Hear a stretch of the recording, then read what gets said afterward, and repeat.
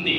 అదేవిధంగా దాదాపు మనం 15 సంవత్సరాల నుంచి చేస్తున్నా మంచం మీద అసలు కూర్చోబెట్టాం.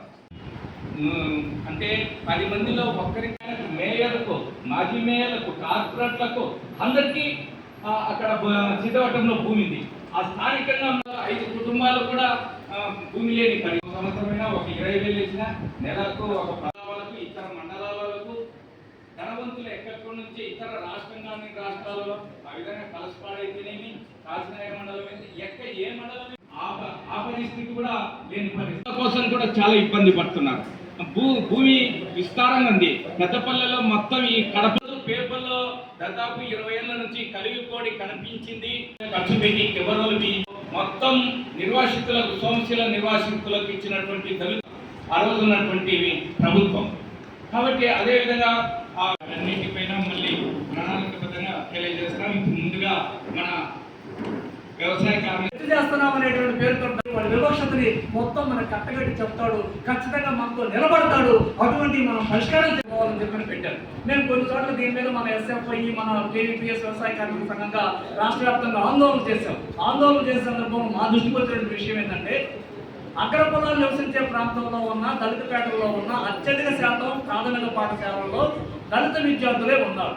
మరి దళిత విద్యార్థులు అగ్రకులాల ప్రాంతాల్లోకి వెళ్ళి ఎందుకు చదువుకోవాలి, అక్కడ ఎందుకు స్కూల్ ఉండాలి, దళిత వాళ్ళు ఎందుకు రద్దు చేయాలని చెప్పి మనం పరిశీలిస్తే, అగ్రకుల పెత్తందారులు ఏం చేస్తున్నారంటే, స్కూల్ కానీ ఉంటే అక్కడ అది పోలింగ్ బూత్గా కూడా ఉంటుంది. పోలింగ్ బూత్ మన ప్రాంతంలో ఉండాలి.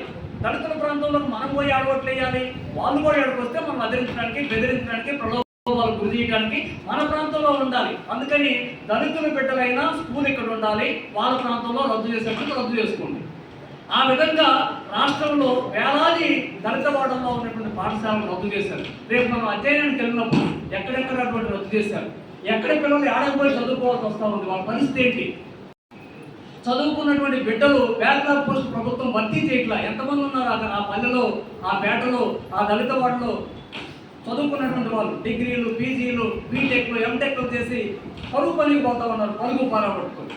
మరి ఇటువంటి స్థితిలో ఎంతమంది ఉన్నారు, వాళ్ళ పరిస్థితి ఏంటి, వాళ్ళ ఆలోచన ఏంటి, వాళ్ళ ఆందోళన ఏంటి, ఇటువంటివన్నీ మనం సర్వే చేయాలి. అంతేకాదు మతపరంగా అనేక క్రతువులు జరుగుతూ ఉన్నాయి. మతపరంగా కూడా చాలా ప్రమాదకరమైనటువంటి సిచ్యువేషన్స్ ఆంధ్రప్రదేశ్లోకి వచ్చేసింది. మతపరంగా ఏమిటి? ఒకప్పుడు దళితుల్ని గుళ్ళోకి తీసుకొని వచ్చేవాళ్ళు కాదు, గుడి ప్రవేశం లేదు.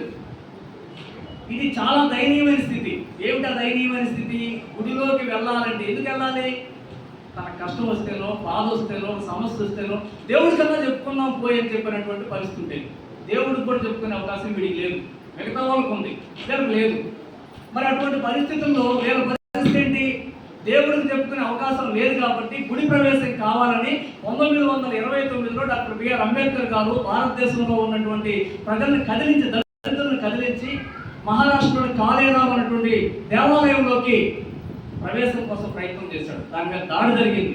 ఆ దాడి జరిగిన తర్వాత అనేక గుడుల్లోకి తీసుకెళ్లే దాని కోసం ప్రయత్నం చేశారు ఆ ప్రాంతంలో. మరి మన ప్రాంతంలో దక్షిణాది రాష్ట్రాల్లో, కేరళలో కామ్రేడ్ ఏకే గోపాలన్, పార్లమెంట్లో మొదటి ప్రతిపక్ష కమ్యూనిస్ట్ పార్టీ నాయకుడు ఏకే గోపాలన్ ఆ కేరళ రాష్ట్రంలో అడుగడుగునా ఉన్నటువంటి దేవాలయాల్లోకి దళితులు మొత్తాన్ని తీసుకెళ్లే దాని కోసం దీక్షలు చేశాడు, పోరాటాలు చేశాడు. మన ఆంధ్రప్రదేశ్లో సుందరయ్య గారు.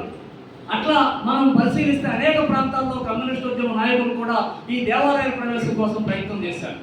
తర్వాత కాలంలో 1998లో కేవీపీఎస్ ఏర్పడిన సందర్భంలో రాష్ట్ర వ్యాప్తంగా దళితులకు గుడి ప్రవేశం కావాలని చెప్పి మనం పోరాటాలు చేశాం. ఆ సందర్భంలో పెత్తందారులు చేసినంత ఆలోచన ఏంటంటే, దళితులు దేవాలయాల్లోకి వస్తున్నారు, మైలబడిపోతాం, మన దేవుడికి అపచారం జరుగుతుంది, అందుకేం చేయాలి?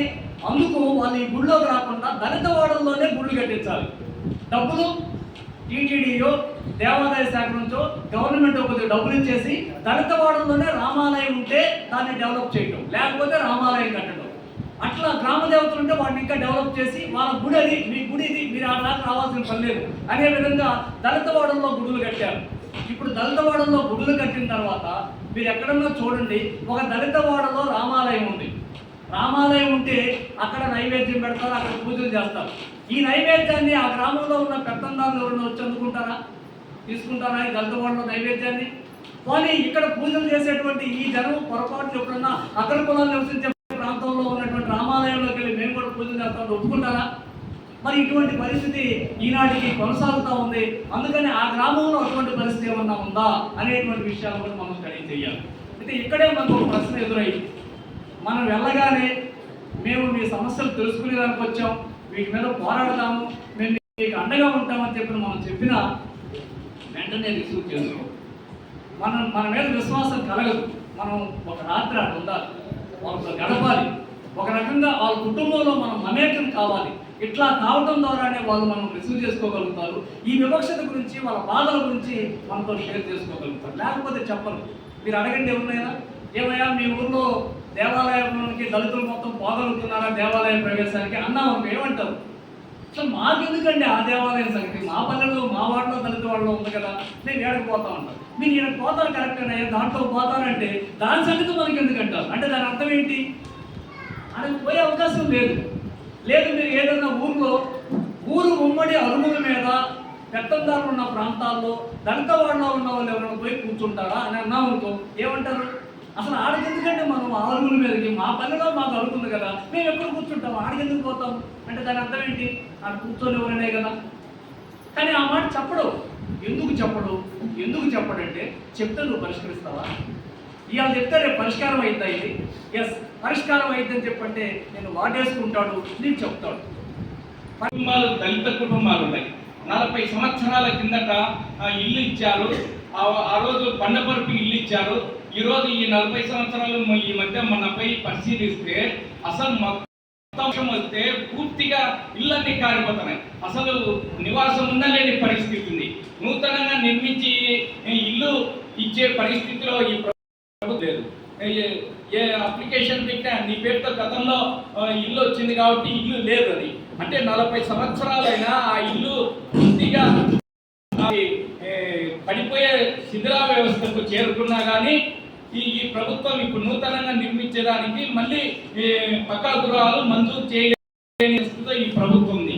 మరి అటువంటి పేదలు ఇల్లు కట్టుకోవాలంటే లక్షల రూపాయలు ఏ విధంగా బరాయిస్తారు? అందుకే అప్పుల పాలైన పరిస్థితి ఉంది, ఆత్మహత్యలు జరుగుతున్న పరిస్థితి ఉంది.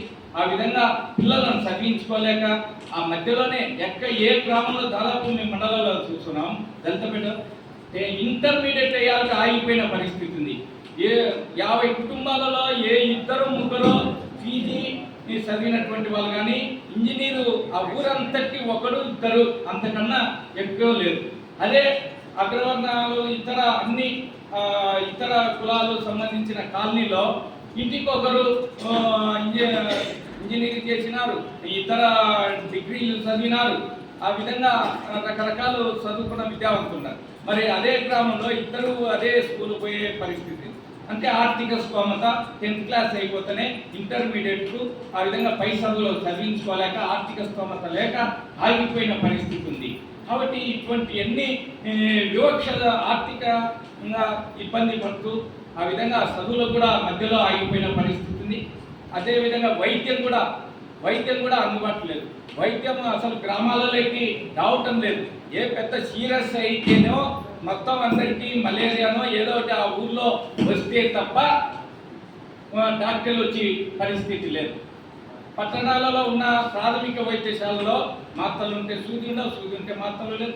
చిన్న చర్మవ్యాధి స్కిన్ వచ్చినటువంటి తామర వచ్చిందా అని కూడా మా టాబ్లెట్స్ ఆయింట్మెంట్ అవి కూడా లేవు. 1000 రూపాయలు, దానికి కూడా 1000 రూపాయలు పెట్టి ప్రైవేట్ హాస్పిటల్ ఉన్నారు.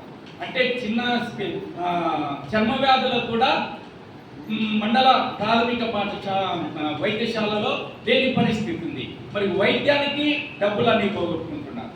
ఆ విధంగా అన్ని రకాలుగా వివక్షతకు గురవుతున్నారు.